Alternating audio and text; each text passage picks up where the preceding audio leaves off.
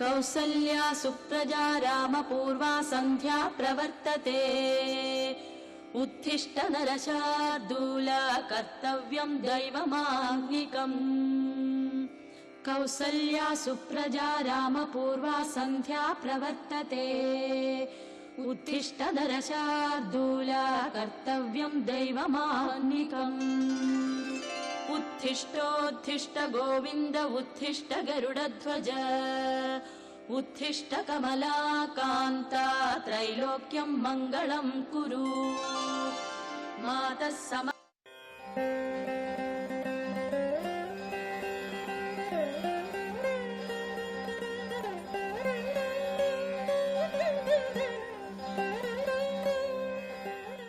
రాళ్ళన్నీ లోపలికి వెళ్ళిపోతున్నాయి, కొన్ని రాళ్ళు మాత్రం తేలుతున్నాయి. ఇది చమత్కారంగా చెప్పుకుంటారు కదా, ఇది చాలా ముఖ్యం. వాల్మీకి రామాయణంలో రాకపోయినా కూడా ఇది చాలా బాగుంది, ఇది ఘట్టం బాగుంది, మనం అది గుర్తు చేసుకోవాలి. ఈ సమయంలో అన్ని రాళ్ళు మునిగిపోతున్నాయి కానీ కొన్ని రాళ్ళు తేలుతున్నాయి.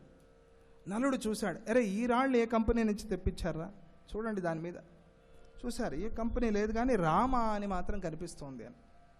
ఆహా, రామ కనిపిస్తోందా, ఇది ఎవరు పంపిస్తున్నారో చూడండి అంటే వాళ్ళు అలా పంచుకుని ఆ పర్వతం నుంచి ఈ కొండ నుంచి రాళ్ళు తీసి పంపిస్తున్నారు. ఒక కొండ నుంచి హనుమంతుడు రాళ్ళు పంపిస్తూ ఆ రాయి మీద రామ అని తన గోళ్లతో రాసి పంపిస్తున్నాడు. అలా రాముడు పంపించే, రాముడు ముట్టిన ఆ శిలలు మాత్రం మునిగిపోకుండా ఉన్నాయట. దానికి రామశిల అని పేరు పెట్టారు. అప్పుడు నలుడు అన్నట్టు, హనుమంతుడిని పిలవండిరా ఇక్కడికి. వచ్చాడు ఆయన. అంటే దాన్ని ఏమంటారు, క్వాలిటీ చెక్ చేయడానికి ఉంటారు కదా, అలా క్వాలిటీ చెక్ చేయడానికి హనుమంతుడిని పెట్టారు. ఈ క్వాలిటీ బాగుందా లేదా. ఎలా చెక్ చేస్తాడు ఆయన? క్వాలిటీ బాగలేకపోయినా కూడా ఊరికే ఆ శిలని నిన్న ముట్టుకుని రామ అంటాడు. క్వాలిటీ బాగలేకపోయినా క్వాలిటీ వచ్చేస్తుంది దానికి, హనుమ స్పర్శతో, రామనామంతో. ఆహా, ఈ పద్ధతి బాగుంది. హనుమంతుడిని అక్కడ నించోబెట్టారు. ఏం లేదు, ఆయన ఊరికే అలా ఉంటాడు. శిలలు తెస్తారు, రామ రామ రామ రామ, వీటిని ముట్టడం అంతే. అవి ఆ రాళ్ళన్నీ తేలుతున్నాయట. అలా తేలే రాళ్లతో అద్భుతమైన సేతువుని నిర్మాణం చేశారు. ఈరోజు కూడా రామశిలలు ఉన్నాయి. మన మైసూరు ఆశ్రమంలో కూడా 2 రామశిలలు ఉన్నాయి, మీరు చూసి ఉంటారు. తేలుతూ ఉంటాయి, మునగవి. చాలా ఆశ్చర్యం, రాయి ఏంటండి తేలటం, చాలా ఆశ్చర్యం. అటువంటివి ఉన్నాయి రామశిలాత్. మన బెంగళూరు ఆశ్రమంలో కూడా ఉంది. అలా సేతు నిర్మాణం అవుతున్నప్పుడు దూరం నుంచి ఒక ఉడత చూసిందిట. ఉడత అనుకుందిట, ఇంతమంది సేవ చేస్తున్నారు, ఇక్కడ ఎలుగుబంట్లు ఉన్నాయి, లాంగూలాలు ఉన్నాయి, వానరాలు ఉన్నాయి, ఇన్ని జంతువులు సేవ చేస్తున్నప్పుడు నేనెందుకు సేవ చేయకూడదు అనుకుందిట. నేనేం చేయగలను, నా వల్ల ఏమవుతుంది, నేను మహా అయితే ఈ సేతు నిర్మాణంలో ఒక రాయి కూడా మోసుకురాలేను, నేను ఉడత కదా, ఇంత ఏం చేయగలను ఆలోచన చేసింది. కన్స్ట్రక్షన్కి ఇసుక కావాలి కదండి, ఇసుక ఎక్కడి నుంచి వస్తుంది, నేను ఆ ఇసుకను తీసుకొస్తాను అని ఆ ఇసుకలోకి వెళ్ళేదిట. సముద్ర తీరంలో ఇసుకలోకి వెళ్ళి అక్కడి వరకు వచ్చి ఒకసారి ఇలా విదిలించుకోవటం. ఆ ఇసుకంతా అక్కడ పడుతుంది, ఎవరికి తెలియదు, అది తన ఇష్టం, సంతోషంగా చేస్తోంది. రాముడు దూరం నుంచి చూస్తున్నాడు, సేతు నిర్మాణం అవుతోంది బ్రహ్మాండంగా. ఈ మధ్యలో ఏదో ఉడత హడావిడిగా అటు ఇటు తిరుగుతోంది. ఇటు రావటం, ఇసుక మోసుకెళ్ళి అక్కడ విదిలించుకోవటం. ఏమిటి ఉడత రాక వచ్చి, ప్రభు కొంచెం నాకు పని ఉంది, చేద్దు కానీ పని ఉండు కాసేపు. ఏంటి నీ తాపత్రయం ఏంటి, ఎందుకు ఇంత అలజడి? ఏం లేదు, ఇంతమంది సేవ చేస్తున్నారు కదా, నేను నీ సేవ చేద్దాం అనిపించింది, అందుకనే తీసుకువెళ్ళి ఆ ఇసుకని అక్కడ పోసి వస్తున్నాను.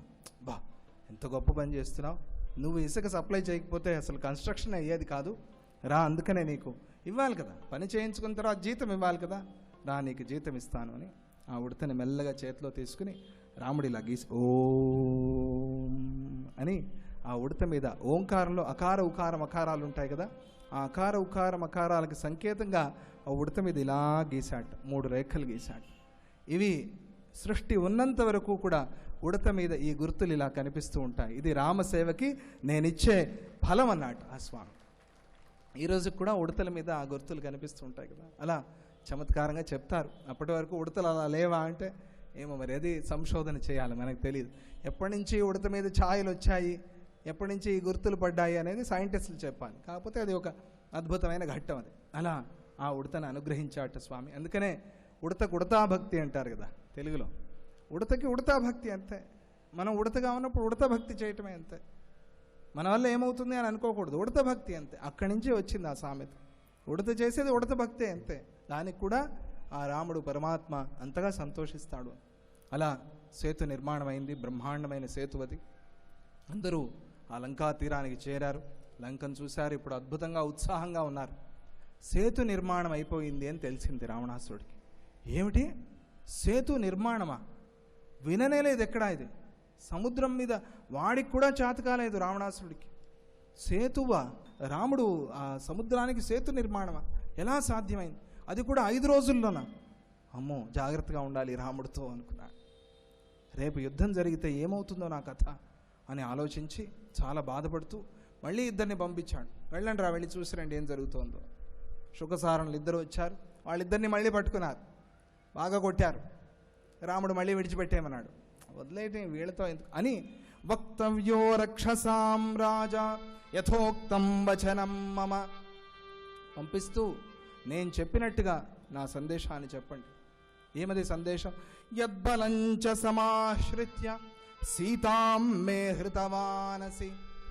ఇప్పుడు చెప్పుకున్నాం కదా మనం, ఏ బలాన్ని నమ్మి సీతాపహరణం చేశావో నేను లేనప్పుడు రా, ఇప్పుడు ఆ బలాన్ని చూపించు. తద్దర్శయ యథా కామం ససైన్య సహ బాంధవ. ఆ రోజు ఒక్కడివే వచ్చావు నువ్వు, పిరికివాడి, భిక్షు రూపాన్ని ధారణ చేసి వచ్చి సీతాపహరణ చేశావు. ఈరోజు ససైన్య ఆగచ్చ సహ బాంధవ ఆగచ్చ, మొత్తం నీ పరివారాన్ని అంతా తీసుకురా, ఇంకా ఏ మూలల్లో దాగి ఉన్నారు వాళ్ళందరినీ తీసుకురా అని ఆ శ్రీరాముడు తన సందేశాన్ని పంపిస్తాడు. ఆ సందేశాన్ని వినిపించారు. అప్పుడు రావణాసురుడు ఒక మేడ ఎక్కి ఆ మేడ మించి చూస్తున్నాడు ఎలా ఉంది సైన్యమని.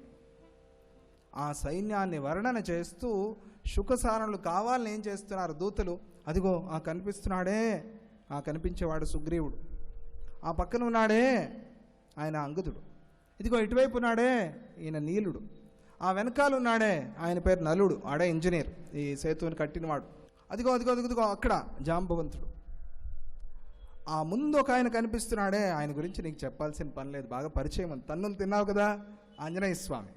అలా పరిచయం చేస్తూ ఇక అసలైన వాళ్ళని చూపిస్తాను చూడు, ఎవరైతే సూర్యచంద్రుల్లాగా వెలిగిపోతూ ఉన్నారో ఆ ఇద్దరే రామలక్ష్మణులు అని ఆ సైన్యాన్నంతా పొగుడుతున్నారట.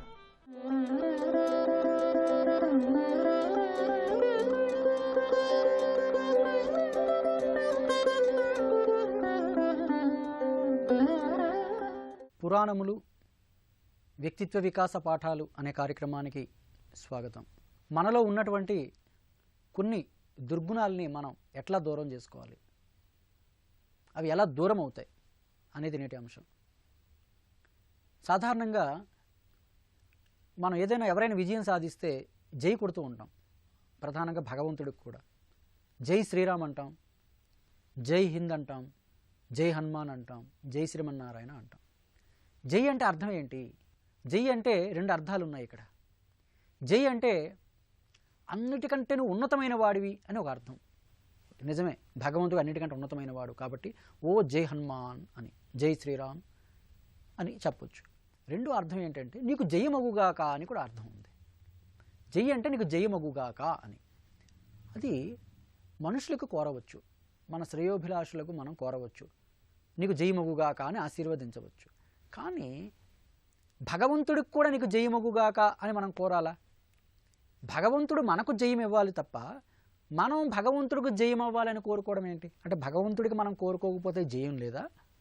అన్ని జయములు ఆయన మనకి ఇవ్వాలి కదా, కానీ అతనికి మనం జయమగుగాక అని కోరడం ఏంటి? ఇక్కడ ఉన్నటువంటి రహస్యం ఏంటి అనేది ఈరోజు మనం తెలుసుకోబోతున్నాం. ఇప్పుడు అంటే భగవంతుడికి కూడా అపజయం ఉంటుందా అని. అంటే భగవంతుడికి అపజయం ఉండదు, భగవంతుడికి అంతటా జయమే. కానీ మనం ఎందుకు అట్లా కోరుతామంటే భగవంతుడికి కూడా ఒక దగ్గర జయం లేదటండి. ఎక్కడ జయం లేదో తెలుసా? అది నీ హృదయంలోనే. మన హృదయంలో భగవంతుడికి జయం లేదు. ఎందుకంటే భగవంతుడు సమస్తాన్ని జయించాడు, కానీ మన హృదయాన్ని ఆయన జయించలేదట. మరి మన హృదయాన్ని ఎవరు జయించారు? కోపము, కామము, ఈర్ష్య, అసూయ, ద్వేషం, ఇవన్నీ కూడా మన హృదయాన్ని జయించి ఉన్నాయి. అవన్నీ హృదయంలో తిష్ట వేసుకుని కూర్చుని ఉన్నాయి, ఆక్రమించేస్తున్నాయి మన హృదయాన్ని అవి కబ్జా చేసి ఉన్నాయి. అందుకే మనకు అశాంతి. ఏ చిన్న విషయానికి కోపం వచ్చేస్తుంది, చిన్న విషయానికి అహంకారం వచ్చేస్తుంది. ఎందుకని అవి కబ్జా చేస్తున్నాయి, మన హృదయాన్ని ఆక్రమించి ఉన్నాయి. అందుకని భగవంతుడిని ఇప్పుడు కోరుతూ ఉన్నాం, హే భగవాన్, నువ్వు ప్రపంచానంతటిని జయించావు, సృష్టిని జయించావు, కానీ నా హృదయాన్ని జయించుకో స్వామి. జై హనుమాన్, జై శ్రీరామ్, జై శ్రీమన్నారాయణ. ఏ భగవాన్, నా హృదయాన్ని గెలుచుకో, నా హృదయాన్ని గెలుచుకో. ఎందుకని నా హృదయాన్ని కామక్రోధాలు గెలిచి ఉన్నాయి, నేను అశాంతిగా ఉన్నాను. ఈ కామక్రోధాల్ని పటాపంచులు చేయి, వాటిని సంహరించు, వాటిని తరిమేసే, నువ్వు నా హృదయాన్ని సొంతం చేసుకో అని చెప్పడం యొక్క ముఖ్య ఉద్దేశమే జై శ్రీరామ్ అంటాం అన్నమాట. ఇక రెండోది కామయేస క్రోధయేస రజోగుణ సముద్భవ అని చెప్తున్నాం కదా. ఈ కామక్రోధాలు ప్రేరేపితం ఎందుకు అవుతుంటాయి అని. అసలు ఈ కామక్రోధాలని జయించే మార్గం ఏమిటయ్యా అంటే దానికి ఒకటే మార్గం, రామనామం. అంతేకాకుండా ఒకటండి మనం తెలుసుకోవాలి, లక్ష్యము లేకపోతే, లక్ష్యం ఉంటే ఇంద్రియాలు అవి మన కోసం పనిచేస్తాయి. అంటే మన లక్ష్యం ఉంటే లక్ష్యం కోసం పనిచేస్తాయి ఇంద్రియాలు, మన మనస్సు కానీ ఇంద్రియాలు కానీ. లక్ష్యం లేదనుకోండి, అదే ఇంద్రియాలు మన పతనం కోసం పనిచేస్తాయండి. ఉదాహరణకు చూడండి, రేపు ఉదయాన్నే పలాని చోటుకు వెళ్ళాలి, ఆ పని చేయాలి అని ఒక లక్ష్యం ఉంటే తెల్లవారుగానే లేచిపోతాం, మనం మేల్కొని చక్కగా స్నానం చేసుకుంటాం, వెంటనే బయలుదేరుతాం. ఎందుకని లక్ష్యం ఉంది, ఆ పని ఉందని. ఒకవేళ రేపు ఏ పని లేదు అని ఒక లక్ష్యం లేదనుకోండి, మన ప్రవర్తన ఎట్లా ఉంటుంది? 5 గంటలకు లేవాల్సిన వాళ్ళం 7 గంటలకు లేస్తాం. ఎందుకని? లక్ష్యం లేదు, రేపు ఏం చేయాలో లక్ష్యం లేదు. కాబట్టి 7 గంటలకు మేలుకొని ఏదో సమయానికి అల్పాహారం తీసుకుంటాం, ఏదో పార్కుకు పోతాం, షికారుకు పోతాం, ఏం చేస్తామో మనకే తెలియదు. ఏవో విచిత్రమైన పనులు చేసుకొని ఏవో కొన్ని కష్టాలు ఇరుక్కుపోతూ ఉంటాం మనం. ఎందుకని? లక్ష్యం లేదు కాదు. కాబట్టి అదే లక్ష్యం ఉంటే ఇంద్రియాలు లక్ష్యం కోసం పనిచేస్తాయి. కాబట్టి ఇంద్రియ నిగ్రహం మనకు కావాలి అనుకున్నప్పుడు లక్ష్యం పెట్టుకోవాలి మనం, నేను ఇది సాధించాలి అని. అది యోగులైతే మోక్షాన్ని, విద్యార్థులైతే చదువుని, నిరుద్యోగులైతే ఉద్యోగం కోసం, ఎవరికి ఏదో ఒక లక్ష్యాన్ని ఏర్పాటు చేసుకుంటే మన మనస్సు, మన ఇంద్రియాలు ఆ లక్ష్యం కోసం పనిచేస్తాయి. ఒకానొక సమయంలో మనకు, ఇది వాల్మీకి రామాయణం కాదు, అవాల్మీకాల్లో చెప్పబడినటువంటి ఒక కథ చెప్తున్నాను మీకు. అంటే రావణ సంగ్రామం మధ్యలో కుంభకర్ణుడు నిద్రలేపాడు రావణుడు. కుంభకర్ణుడు నిద్రలేచాడు, అన్నయ్యని కలిచాడు. అన్నయ్య, ఎందుకు నన్ను హఠాత్తుగా నిద్రలేపావు అంటే, ఏం లేదు తమ్ముడు, నువ్వు యుద్ధం చేయాలి. ఎందుకు యుద్ధం చేయాలంటే జరిగిన కథ అంతా కూడా చెప్తాడు. నేను సీతమ్మని తీసుకొచ్చి అశోకవనంలో పెట్టాను అని. అయితే అప్పుడు కుంభకర్ణుడు అడిగాడు, అన్నయ్య నీకు సాధ్యం కానిది ఏముందన్నయ్య, ఈ యుద్ధాలు ఇవన్నీ ఎందుకు అన్నయ్య? నువ్వు ఏది కోరుకుంటే, నువ్వు ఏ రూపం కావాలంటే ఆ రూపాన్ని ధరించగలవు, మాయా రూపాలు నీకు చాలా ఉన్నాయి. నువ్వు ఒక్క పని చేయు అన్నయ్య, నువ్వు రాముడిగా రూపం ధరించు, రాముడిగా మాయ రూపం ధరించు, సీతమ్మ దగ్గరికి వెళ్ళు, నువ్వే రాముడు అనుకుంటుంది, ఇక నిన్ను వెంటనే ఆలింగనం చేసేసుకుంటుంది, నీ కోరిక తీరిపోతుంది అన్నాడట. రావణాసురుడు ఒక చిన్న చిరునవ్వు నవ్వి, తమ్ముడు, నా మీద నీకు ఎంత ప్రేమరా, నీ ప్రేమకు నేను కృతజ్ఞుడిని, కానీ తమ్ముడు, నీకు ఒకే తల ఉందిరా, నువ్వు ఒక తలతోనే ఆలోచించగలవు, నాకు 10 తలలు ఉన్నాయి, 10 తలలతో నేను ఆలోచించగలనురా తమ్ముడు, ఈ ఆలోచన నాకు ఎప్పుడో వచ్చిందిరా అన్నాడు. ఎప్పుడో ఈ ప్రయత్నం నేను చేశాను. చేసావా? చేస్తే ఏమైంది? ఏం చెప్పమంటావు తమ్ముడు, నేను ఎప్పుడైతే రాముని యొక్క రూపాన్ని ధరించానో అప్పుడు వెంటనే నాలో ఉన్నటువంటి కామభావం అంతా పోయిందిరా తమ్ముడు అన్నాడట. ఆశ్చర్యపోయాడు కుంభకర్ణుడు. ఎప్పుడైతే రావణాసురుడు రాముడి యొక్క రూపాన్ని ధరించాడో అతనిలో ఉన్నటువంటి కామభావం అంతా కూడా పోయిందట. పరస్త్రీని కనీసం కన్నెత్తి కూడా చూడకూడదు అన్న భావం వచ్చేసిందట. మరలా రావణాసురుడు రావణ రూపంకి వచ్చేసాడు. మరలా రావణ రూపంకి రాగానే మరలా పరస్త్రీ వ్యామోహం కలుగుతుందట. మరలా ఏం చేశాడు? మరలా రామరూపాన్ని ధరించాడు. మరలా రామరూపం ధరించగానే వెంటనే కామభావం అంతా కూడా పోతుందట. పరస్త్రీని కనీసం కన్నెత్తి కూడా చూడకూడదు అనే భావం వచ్చేస్తుందట. అప్పుడు అనుకున్నాడు రావణాసురుడు, రామ రూపముతో నా కోరిక తీరదు అని నిర్ణయించుకున్నాడట. ఇది విన్న తర్వాత కుంభకర్ణుడు అనుకున్నాడు, అదేమిట్రా, ఎంతో కామంతో రగిలిపోతున్నటువంటి ఒక రావణాసురుడే రామరూపాన్ని ధరించగానే కామభావం పోతే ఇక నిజమైనటువంటి రాముడు ఎంత గొప్ప ఏకపత్ని వ్రతుడు అనుకున్నాడట. రెండోది, అంత కామంతో రగిలిపోతున్నటువంటి రావణాసురుడు రామరూపం ధరించగానే, అటువంటి రావణాసురుడిలోనే కామభావం పోతే మరి సామాన్యుల్లో పోదా చెప్పండి?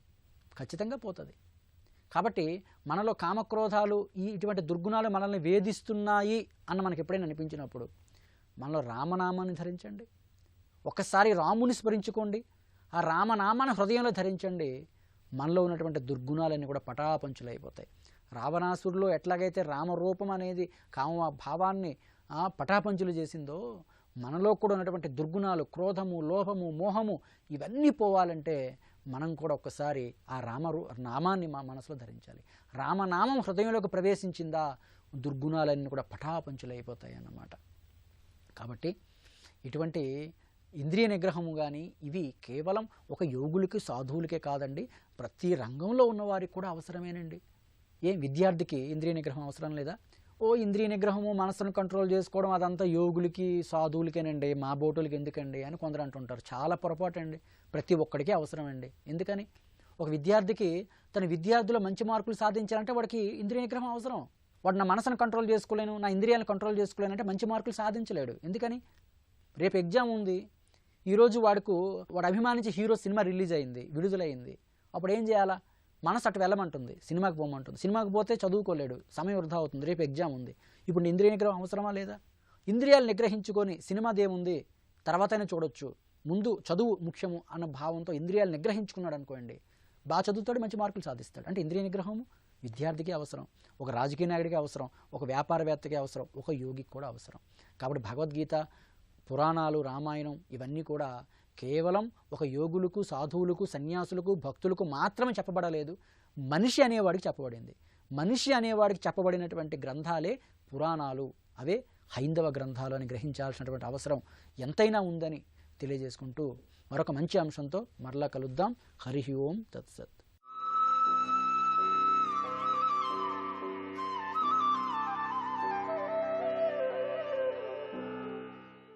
పుట్టినటువంటి పిల్లవాడు ఒక వారం రోజుల తర్వాత చూడండి, ఉదయం 4 గంటలకు 3:45 ప్రాంతానికి వాడు నిద్ర లేచి కూర్చుంటాడు. తల్లి పడుకొని ఉంటుంది, వాడు కళ్ళు తెరిచి చూస్తూ ఉంటాడు.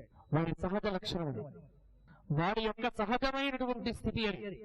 అంటే బ్రాహ్మీ ముహూర్తంలో లేవటం అనేటువంటిది మనిషి యొక్క యథార్థమైనటువంటి స్వాభావిక స్థితి. ఒక్క మనిషే కాదు, సృష్టిలో ఉన్నటువంటి 84 కోట్ల జీవరాశుల్లో దాదాపుగా అన్ని జీవులు కూడా ఆ సమయానికి మేల్కొని ఉంటాయి. అంతే. ఇంట్లో కట్టి వేసినటువంటి పశువులు చూడండి, గేదెని చూడండి, అది నిద్ర లేచి ఉంటుంది. కోడిని చూడండి, నిద్ర లేచి ఉంటుంది. అలాగే మీరు ఇంట్లో కట్టి వేసినటువంటి కుక్కను చూడండి, నిద్ర లేచి ఉంటుంది. సృష్టిలో ఉన్న జీవరాశి మొత్తం మేల్కొని ఉంటుంది, పిల్లవాడితో సహా. కొన్ని రోజుల తర్వాత ఏమిటి అంటే, వీడు అలా పొద్దున లేచి ఏడుస్తూ ఉంటే వీడిని భరించడం కష్టమైపోతూ ఉంటుంది తల్లికి. అని ఆ తల్లి ఏం చేస్తూ ఉంటుంది, పడుకోబెట్టడానికి ప్రయత్నం చేస్తూ ఉంటుంది. వీడిని పడుకుండబెట్టి వీడి సహజమైనటువంటి ప్రకృతికి దూరంగా వీడిని పెంచేటువంటి ప్రయత్నం అక్కడి నుంచి మొదలవుతుంది తన కోసం. వీడు ఏమిటి అంటే 3 ఏళ్ళు వచ్చేసరికి వీడు కూడా 7:30-8 వరకు నిద్రపోతూనే ఉంటాడు పొద్దున. ఇంట్లో ఒక్క నిజంగా చెప్తున్నాను చూడండి, ఇంట్లో మీరు పెంచుకుంటున్నటువంటి కుక్క కూడా అలాగే ఉంటుంది. మన ఇంట్లో పెంచుకుంటున్నటువంటి కుక్క కూడా ఉదయం 4 గంటలకు లేపదు, అది కూడా మనతో పాటు పడుకుంటుంది. ఎందుకంటే ప్రకృతికి మనం దూరంగా చేస్తూ ఈ ఏవైతే ఉన్నాయో ఈ విధంగా మార్చుకుంటూ పోతూ ఉంటే ప్రకృతి ఏం చేస్తుంది, మనకు దూరమవుతున్న కొద్దీ మన లోపల ఉన్నటువంటి సహజమైనటువంటి స్థితి భంగపడుతూ ఉంటుంది. అది ఒక్కడి మీకు దృష్టాంతం. ఇంకా అక్కడి నుంచి మీ రోజు చేసేటువంటి దినచర్యను నేను లెక్క పెట్టినట్లయితే మనం చేసేటువంటి ప్రతి పని కూడా ప్రకృతికి వ్యతిరేకమే, ప్రతిది కూడా వ్యతిరేకమే. ఈ మధ్యనే తిరిగి అవేర్నెస్ మొదలైంది చాలా మందిలో కూడా. మా మంత్రి సత్యనారాయణ గారి పుణ్యమని, ఇంకా కొద్దిమంది పెద్దల యొక్క పుణ్యమా అని రామ్దేవ్ బాబా మొదలైనటువంటి వారి పుణ్యం ప్రకారం, వారి ప్రకారం ఏదో ఉదయమే లేచి ప్రాణాయామాలు అవి ఈ మధ్యకాలంలో బాగా మొదలైంది మరొక్కసారి. ఎందుకంటే వీటికి ఎప్పుడు మొదలైంది, కొత్త బాగా పెరిగిపోయి శరీరం అనేటువంటి సహజ స్థితిలో లేనటువంటి సమయాన అప్పుడు వీటికి మొదలవుతోందంట. మీరు జాగ్రత్త పడాలి. నేను జాగ్రత్త పడాలి అనేటువంటిది. అదే గనక నీ సహజమైన స్థితిలో ఉన్నట్లయితే జాగ్రత్త అవసరం లే. మనం కోల్పోతున్నది అది.